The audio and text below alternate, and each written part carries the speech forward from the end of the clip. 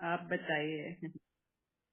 नहीं, मेरा तो वही था जो मेरे को पता था। मैं तो स्टार्ट में ही सब बता देती हूँ ताकि आप लोगों को लिंक लगे कि किस इसमें हमको डिस्कस करना है। अगर ये फिनिश हो गया और स्वभाव का, तो अभी हम संस्कार के पास जाते हैं।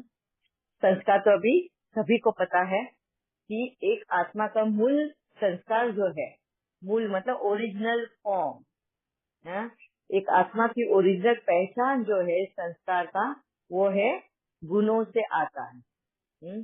गुणों से, शक्तियों से है एंड कलाओं से संस्कार बनता है। अब ये ओरिजिनल संस्कार बार बार जो गुण या शक्तियाँ या जो कला है, बार बार जब हम उसको सेम चीज को जब रिपीट करते हैं तो वो संस्कारों में बदल जाता है। जैसे मैं प्यार की भाषा अगर बार बार, एक बार नहीं, 2 बार नहीं, 10 बार में अगर वही भाषा में बात करूँ तो वो मेरे संस्कार बन जाएंगे। क्लियर? संस्कार का मतलब कि एक बार हम बार बार रिपीट करते तो वो हम उसके आदी हो जाते हैं। आदी हो जाना, हैबिट लग जाना, तो वो संस्कार हमारे बनते हैं। ठीक है। अब ये संस्कार गुणों के थे, शक्तियों के थे, हमारे कलाओं के थे। ठीक है। फिर ये संस्कार किस वक्त, कब और कैसे विकारों में बदल गए? विकारी संस्कार कैसे वो आ गए हमारे अंदर? कब आए? जब हम ऊपर से, परमधाम से जब हम आए थे, हम तो गुणों से भरपूर थे। हमारे संस्कार ही सर्वश्रेष्ठ संस्कार थे। तो ये शरीर धारण करने के बाद में क्या हमारे ये संस्कार विकारी संस्कार बन गए? क्या हमारे गुण विकार बदल गए? क्या हमारी कलाएं जो है, जो निस्वार्थ भाव से हमें मिली हुई थी, वो कला में कई स्वार्थ भाव तो आ गया है? शक्तियाँ जो हमारे दी गई, क्या हम उसको गलत जगह पे यूज करना शुरू कर दिया? है? किस तरह से हमारे वो विकारी संस्कार बन गए और क्यों बन गए, कैसे बन गए? दीदी अब हम चाहे। लेते हैं। हाँ अच्छा जी। ठीक। नहीं नहीं, आप एक्सप्रेस कर रहे हैं तो प्लीज आप कंटिन्यू करें, बाद में। नहीं, अब बताइए पहले, चलेगा? हाँ, जैसे आपने कहा ना कि ओरिजिनली तो हम प्योरिटी के संस्कारों में ही थे, लेकिन over a period of time, yes, body consciousness तो आई, देहभान तो आया, 2 पुड़ हो गए, हम लालच में आए, हमें और चाहिए और चाहिए। एट द सेम टाइम अभी संगम से जो हम संस्कार लेकर जा रहे हैं या जो रोल हम लेकर जा रहे हैं, part, new part for next part, उसमें उसके जो संस्कार हैं वो भी तो टाइम टू टाइम अनफोल्ड हो रहे हैं ना।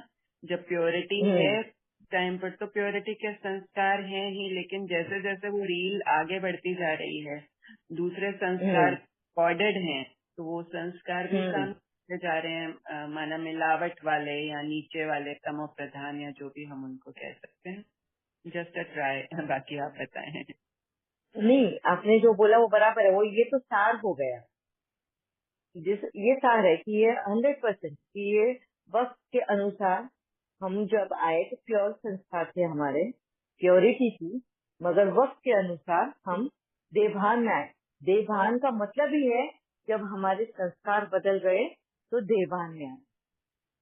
संस्कार अगर बदलते नहीं तो हम आत्मा के ही स्वरूप, हम आत्मा के ही स्वरूप में सबको दिखाई पड़ते, मैं देवभान में दिखाई देने लग गए क्योंकि हमारे संस्कार बदल गए। अभी संस्कार बदलने की वजह क्या है? सबसे दीदी, मेन वजह है। हाँ जी। दीदी ये थोड़ा थोड़ा अलग हट से होगा कि जैसे मैंने भागवत पढ़ा था तो उसमें जैसे शुरू शुरू में अध्याय थे तो लिखा था कि वो कह रहे कि जनसंख्या नहीं बढ़ रही है, सब लोग भगवान की ओर जा रहे हैं, तो फिर उनको ये विकारों को जानबूझ के भेजा गया, मतलब पैदा किया गया, जैसे लोगों के अंदर विकार आए, जैसे कि खजुराहो में मूर्तियां बनी। किसे, या कहाँ पे लिखा था ये? ये मैंने भागवत में पढ़ा है कि वो भागवत नारद जी ने गीता में? कहा, भागवत गीता में नहीं, वो श्रीमद् भागवत होता है ना जो तो काफी। श्रीमद् भगवत गीता ही होता है। नहीं, एक गीता होती है दीदी, एक भागवत होता है, वो काफी लंबा चौड़ा होता है। तो उसमें नारद अच्छा, मुनि जिससे सबने मन मत भर दिया है अपना। हाँ, कि मतलब वो कह रहा है कि वो सब लोग क्या करें, सृष्टि चल नहीं रही, सब लोग भगवान की ओर चलते जा रहे हैं, चलते जा रहे हैं, तो अब क्या किया जाए। तो फिर ये सब विकारों की प्रवेशता हुई, आलस्य की, क्रोध की, लालच की, और ये सब काम विकार वगैरह की। जैसे खजुराहो में पहले तो बनी हुई है ना मूर्तियां दीदी, तो ये सब जान ये तो आपने बहुत अच्छी पॉइंट बताई है, बहुत अच्छी हाँ, पॉइंट बताई, क्योंकि इस पॉइंट को हम पहले डिस्कस करते हैं कि कुदरत ने अगर ये शरीर दिया, और सॉरी राजीव बहन, मैं आपको स्टॉप कर रहा क्योंकि समझ गई मैं आपकी बात, इसलिए मैंने आपको स्टॉप करा। अब मैं दीदी आपको बोलिए ना, बताती हूँ। हाँ जी। आप बोलिए ना दीदी, आप बोलिए। हाँ, तो ये अच्छी बात बताई कि जैसे राजीव बहन ने बताया, भगवत में ये लिखा गया है कि सृष्टि आगे चल नहीं रही थी, उतार चढ़ाव नहीं दिखाई दे रहे थे, सब भगवान के ही जैसे रूप दिखाई दे रहे थे, और इस वजह से विकारों की बीच में आना पड़ा। विकार खुद आ सकते हैं क्या? नहीं, विकारों को लाना पड़ा। अब कौन लाएगा विकारों को? और फिर इंसानों को ही क्यों विकारों में लाया? क्यों जानवरों को नहीं लाया? क्यों और किसी को भी नहीं लाया? सिर्फ इंसानी क्यों आ गए विकारों में? वही क्यों त्राई त्राई कर रहे हैं? वही क्यों रो रहे हैं? क्या इंसान पूरी दुनिया को चला रहा है? तो ये भगवत जो भी कहा राजीव ने, ये मन गढ़ंत कहानियां हैं, ठीक है? ये क्लियरली समझ में आता। मैं ये इससे बहुत अच्छी बात निकल के आई कि ये जो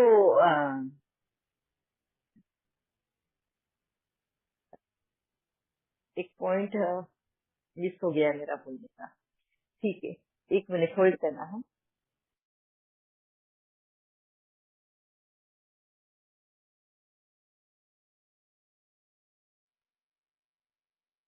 हाँ जी।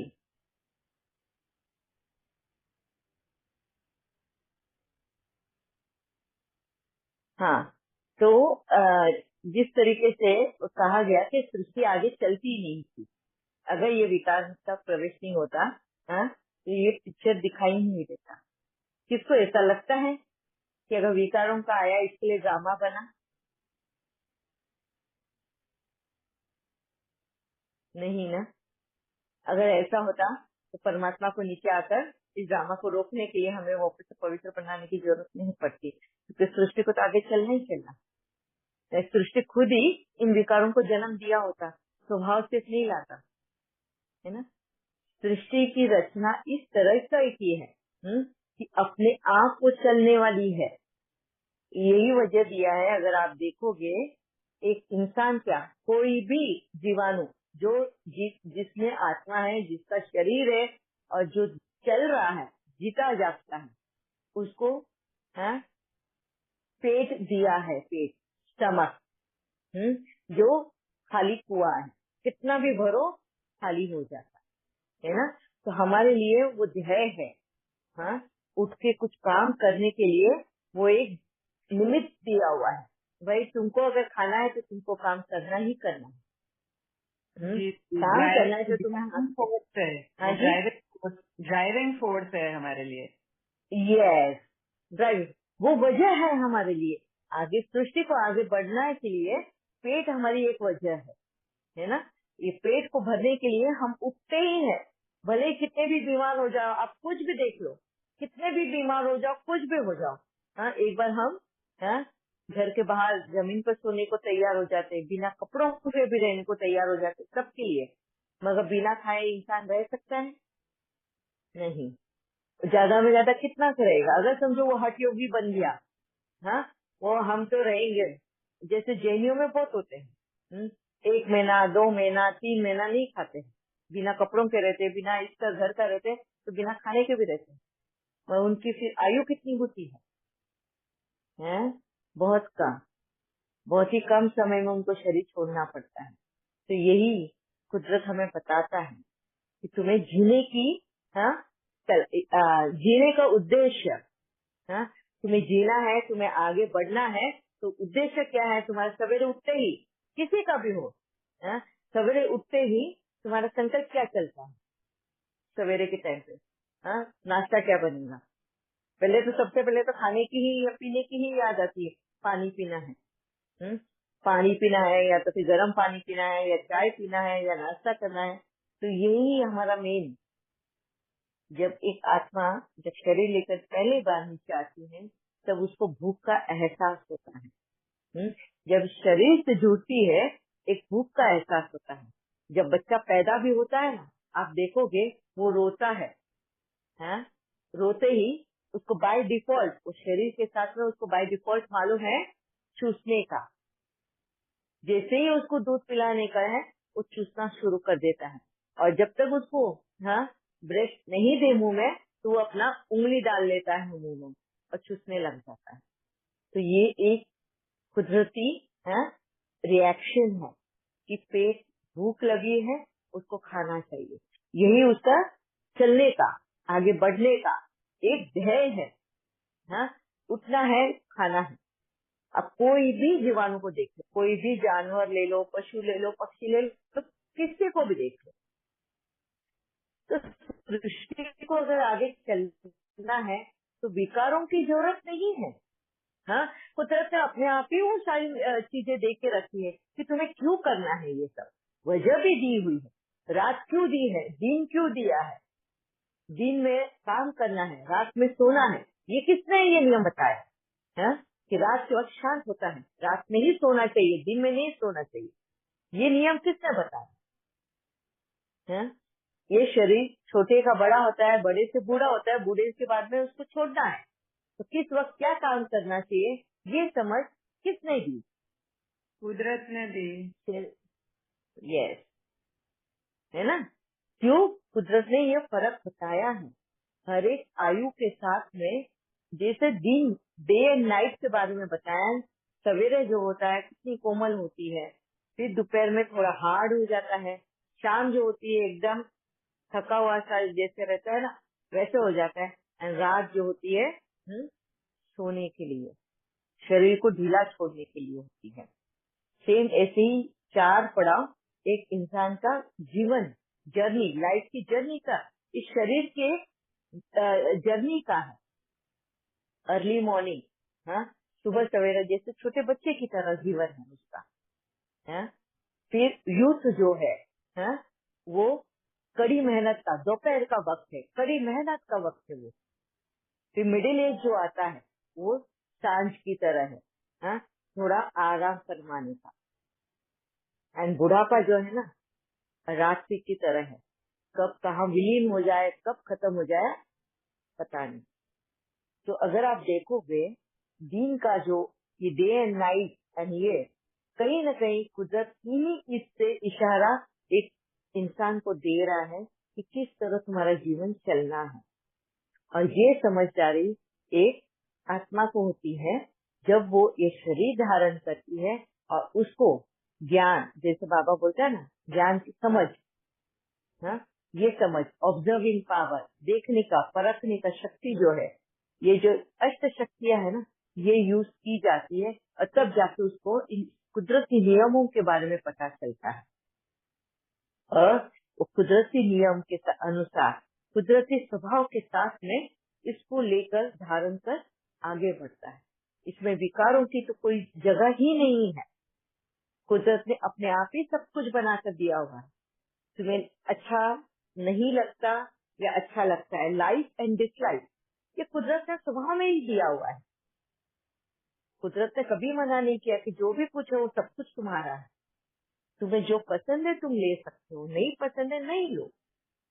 दुनिया में कितने प्रकार के फूल उगते हैं, क्या सबको सब फूल पसंद आते हैं? सबको सब सुगंध पसंद आती है? नहीं। फॉर एग्जाम्पल अभी किसी ने अभी 4 दिन पहले की बात है, कुछ परफ्यूम जो कपड़ों में है ना रखने के लिए ऐसे बना के बेचते हैं अभी आजकल, तो बहुत ही स्ट्रॉन्ग परफ्यूम का कोई लेकर आया था और मुझे कहा था कि आप अपने ये कबर्ड में रखेंगे ना तो सुगंध बहुत आएगी। बट वो इतना स्ट्रॉन्ग था कि मेरे को उससे एसिडिटी हो गई थी, वो परफ्यूम से मैं नहीं सहन कर पाई। मैंने बोला मुझे नहीं चाहिए, ये मेरे को सूट नहीं कर रहा। एंड मैंने उनको वो रिटर्न किया। मैं घर में रख ही नहीं पा रही थी उसको, इतना स्ट्रॉन्ग परफ्यूम। तो मैंने उसको, मगर वही सेम परफ्यूम उसके लिए अच्छा था, इसलिए वो गिफ्ट के हिसाब से लाया, बट मैं वो उसको ले ही नहीं पा रही थी वो। तो मेरे लिए वो डिसलाइक था।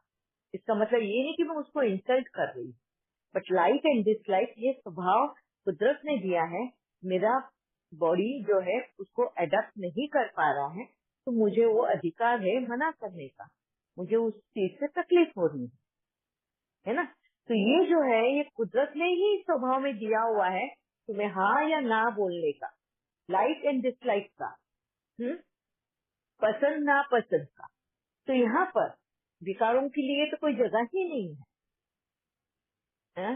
तुम बहुत, अभी मेरे अंदर गुण है और उस इंसान ने बड़े प्यार से लाया, मगर मुझे वो नहीं सहन कर पाई, ये शरीर नहीं ले पाया, तो बड़े प्यार से मैंने उनको मना किया कि शायद मुझे इसका उल्टा इफेक्ट हो रहा है, मैं नहीं ले पा रही हूँ। और उसी के सामने मेरे को वॉमिट भी हो गया, एसिडिटी एकदम हाइपर हो गई, मुझे वॉमिट भी हो गया। और वो भी खुद समझ गया कि नहीं, ये सूट नहीं करेगा। तो हर चीज इस दुनिया में जितनी भी है वो सब कुछ हमें सूट करे जरूरी नहीं है। और इसी वजह से हमें स्वभाव में अच्छा बुरा, सही गलत, पसंद नापसंद, हर एक का पहलू दिया गया है। इसीलिए हमारा शरीर भी अगर आप देखेंगे, इंसानों के लिए क्या, किसी के भी लिए, हमें अगर ये पाँव एंड पीछे का हाथ, अगर आप देखोगे, एक हाथ को ही देख लो, आगे की तरफ सॉफ्ट है, मगर इस आगे का हाथ का जो पाम साइड है, मतलब तलवा जो है, वो सॉफ्ट जरूर है, बस सबसे हार्ड से हार्ड काम इसी हाथ से किया जाता है, इसी तलवे से किया जाता है ना, सॉफ्ट होने के बावजूद भी।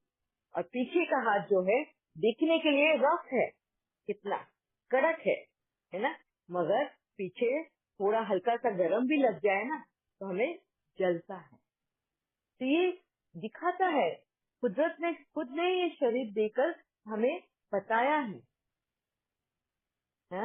हमारे पैर के तलवे देख लो कितने सॉफ्ट है, मगर पत्थरों के ऊपर गर्मी में बिना चप्पल के भी चलने की क्षमता रखता है, ठंडी में भी ठंडी में चलने की क्षमता रखता है। पहले के जमाने में चप्पल वगैरह तो कुछ थे नहीं, हम यूं ही पैर फुटे बिना चप्पल के ही चला करते थे। तब मगर वो पार्ट कितना नाजुक दिया हुआ, कितना सॉफ्ट दिया हुआ है, नाजुक नहीं सॉफ्ट है, कोमल है, और फिर भी हार्ड है। तो अगर आप ये बनावट कुदरत की देखोगे तो वो संपूर्ण है अपने आप में। यहाँ पे तो विकारों को आने की जरूरत ही नहीं है। दुनिया को, इस सृष्टि को, इस ड्रामा को आगे चलाने के लिए कहाँ है जरूरत इन सब चीजों की। तुम्हें तो अधिकार दिया गया है, कुदरत ने तो ये शरीर के साथ अधिकार भी दिए है तुम्हें, कि तुम्हें पूरा राइट है हाँ ना बोलने का, पसंद नापसंद करने का, सही गलत की चुनाव करने का। आज जो चीज मेरे लिए सही है, हो सकता है किसी और के लिए वो गलत हो, है? जैसे फॉर एग्जाम्पल सब लोग बोलते हैं चाय पीना अच्छा नहीं है, चाय से एसिडिटी होती है, शरीर खराब होता है, ये बहुत सारा है। बहुत लोगों को उसका परिणाम भी मिलता है कि चाय उनके लिए अच्छी नहीं है। आज अगर कोई मुझे पूछे तो मैं तो चाय पे ही जिंदा हूँ, चाय ही मेरी इस शरीर की ताकत बनी हुई है, अच्छा ही संपूर्ण खाना जो कंप्लीट फूड है, अच्छा ही है मेरे इस शरीर के लिए। तो जो चीज मेरे लिए आज अच्छी है किसी और के लिए वो अच्छी नहीं है, उसके लिए वो गलत है। तो ये उसके लिए पूरा अधिकार है उसको गलत बोलना, मगर मुझे भी पूरा अधिकार है इसको सही बोलना। तो इसके लिए सही गलत ये स्वभाव है, मगर इस स्वभाव में अब जब हम गुणों की प्रविष्टा होती है, गुणों के संस्कारों की प्रविष्टा होती है, तो यहाँ पर हम समझदारी दिखाते हैं। क्या समझदारी दिखाएंगे कि उसको हक है, चाय अगर उसको नहीं चाहिए तो मैं उसको जबरदस्ती नहीं कर सकती, भाई मेरे को चाय डाइजेस्ट होती है तो तुझे क्यों नहीं होती, तुझे भी होनी चाहिए। ये हो गया है उसके ऊपर हावी होना। Dominating, dictatorship. ये कौन सा विकारों में आ जाता है? हम अपना ओहदे का फायदा उठाते हैं। हाँ? उसको नहीं जम रहा है तो वो तुम्हें उसको उसका फ्रीडम देना है। हाँ? मैंने उसका जगह, उसका फ्रीडम मैंने नहीं छीनना है। जब मैं उसका फ्रीडम छीनूंगी, हाँ, पसंद नापसंद करने का, तब वो विकारों में गिना जाएगा। हाँ? हर एक को अपना जीवन जीने का फ्रीडम है। समझ में आया कैसे होता है विकारों का ये? जब हम किसी का फ्रीडम छीनते हैं। फ्रीडम यानी हिंदी में क्या बोलेंगे? हिंदी वर्ड याद नहीं आ रहा है मुझे। आजादी, स्वतंत्रता। आजादी। हाँ, हाँ,